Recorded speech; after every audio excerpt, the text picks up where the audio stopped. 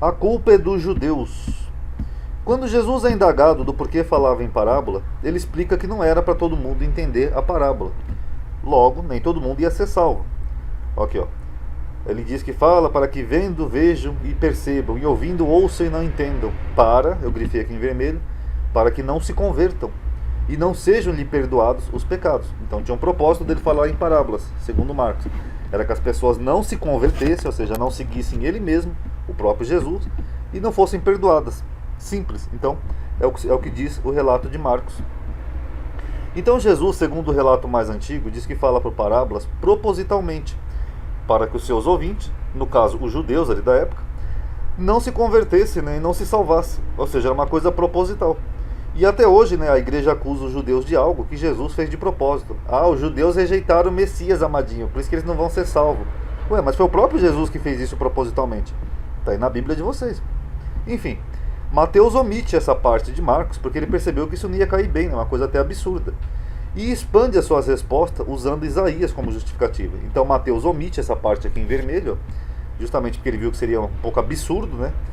Não teria sentido. E aí na narrativa de Mateus, ele diz que Jesus fala em parábolas por outro motivo. É para cumprir o que disse o profeta Isaías. Ouvindo, ouvireis, mas não compreendereis, não sei o que. Ele já dá aplica até uma profecia ao porquê Jesus fala em parábola. Estranho que Marcos não mencionou o cumprimento da profecia, né? Marcos disse que era proposital para eles não entenderem e não se salvarem mesmo e não serem perdoados. Só que Mateus faz um mau uso dela. Na verdade, essa citação aqui de Isaías, o que Mateus está fazendo, essa citação aqui o profeta está falando da sua própria missão de Isaías. Não é uma profecia para o futuro. Enfim. E os apóstolos, segundo Marcos, não entenderam. Mas só Marcos menciona isso. Porque os apóstolos não entenderam essa explicação aqui simples de Jesus. Até eles falaram, mas eu não entendi. Para eles não se converterem, para eles não se salvarem, eles não entenderam. E Marcos menciona isso. Os demais evangelistas não acharam conveniente. Aqui, ó. Disse-lhes ainda: não percebeis esta parábola? Como vocês vão entender as outras parábolas? O que Jesus estava dizendo? Eles não entendiam. Eram pessoas talvez humildes ou que não tinham muita inteligência. Então Jesus fala: nossa, vocês não entenderam? Pelo amor de Deus, gente, como é que vocês vão entender as outras? Aliás, o mau entendimento dos apóstolos é mascarado pelos demais evangelistas. Só mencionado por Marcos, isso daqui, como no episódio da multiplicação. Segundo Marcos e Mateus, o milagre da multiplicação dos pães ocorreu 2 vezes. Jesus pegou os pães, multiplicou, alimentou 5 mil homens. Todo mundo conhece essa passagem. Marcos 6, 41, 44. E segundo Marcos, os apóstolos não entenderam o milagre, porque Jesus vai andar sobre o mar. Aí quando Jesus volta, eles estão ainda espantados, né? Porque eles não tinham compreendido o milagre dos pães. Quer dizer, Jesus acaba de multiplicar pães e alimentar 5 mil pessoas e eles não entenderam. Então o que Marcos está mostrando? Que os apóstolos eram pessoas que não tinham muita inteligência, eles não entendiam nem vendo as coisas. Jesus acaba de fazer o milagre e eles não entendem. E aí o Mateus também percebe que isso ia pegar mal, sabe? Nossa, os apóstolos não entendem nada, eles não entenderam a explicação da parábola, não entenderam Jesus multiplicando os pães. Então Mateus corrige o seu relato.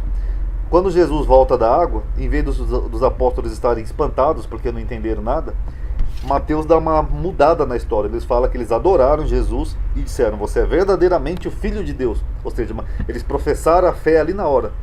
Não tem nada a ver com pessoas que duvidaram ou com pessoas que professaram a fé.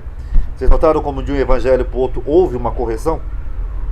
E Lucas omite a passagem, né, que Jesus caminha sobre a água, e essa omissão faz parte de um grande bloco, né, chamado Grande Omissão de Lucas. Por isso não se pode concluir se foi uma censura de Lucas ou se foi por outro motivo. Mas isso aqui a gente vai ver depois, mais para frente, quando a gente chegar em Lucas, tá, pessoal? Mas só para vocês saberem, existe isso daqui na teologia que é chamado Grande Omissão de Lucas, tá? E já no segundo milagre da multiplicação dos pães e dos peixes que Marcos relata, a descrição, e Mateus também relatou, leva a crer que os apóstolos eles eram mesmo homens de pouca fé, ou com todo respeito, burros, porque eles não entendiam as coisas. Para além de terem uma memória muito curta, eles perguntam a Jesus onde que eles vão buscar comida para a multidão. Aqui segundo Marcos, a multidão está lá, está 3 dias que estavam com ele, não tinham o que comer.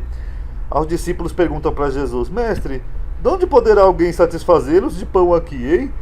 Se tivesse o Messias por aqui, o Super Jesus, quem dera tivesse. Porque, com todo respeito à brincadeira, a pergunta deles aqui é até tola. Eles acabaram de ver aqui Jesus multiplicando os pães e peixes, E aí, quando eles estão ali numa outra situação parecida, eles perguntam: da onde poderá alguém satisfazer a multidão que está aqui no deserto com pão?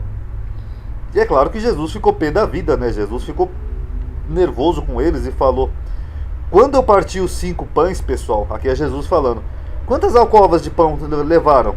Ah, 12, senhor. E quando eu parti os 7 pães entre 4.000 homens, quantos cestos de pão vocês levaram? Ah, 7, senhor. Aí Jesus diz nervoso: como vocês não entenderam ainda? Só faltou Jesus falar aqui, ó, pelo amor de mim. Porque eles viram o primeiro milagre da multiplicação, e aí eles perguntam: de onde que pode surgir alguém que pode satisfazer de pão esse pessoal aqui, hein? É claro que Jesus ficou com raiva, né? Porque eles praticamente ignoraram aquilo que Jesus fez no relato anterior. Aí Mateus viu que isso não ia pegar bem também numa narrativa para gerações futuras, e ele suaviza o relato, né? Onde estranhamente aquela parábola que Jesus falou aqui em cima, aquela que eu falei para que vejam e não entendam, para que ouvindo e não perceberem, essa parábola aqui que Jesus falou, ó, para que não entendam, vejam e não entendam, ouçam e não escutem. Essa parábola se aplica mais aos apóstolos de Jesus do que aos judeus, que estão historicamente culpados, né? Porque o próprio Jesus diz isso, ó, segundo Mateus. E Jesus, percebendo, disse: por que arrozais entre vós que não tem pão?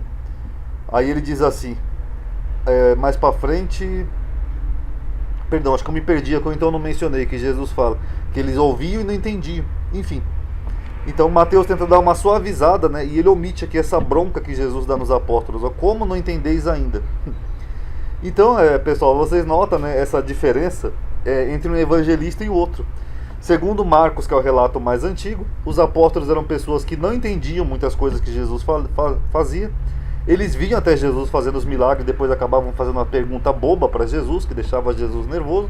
E tudo isso daqui foi suavizado ou omitido pelos evangelistas seguintes, Mateus e Lucas, ok?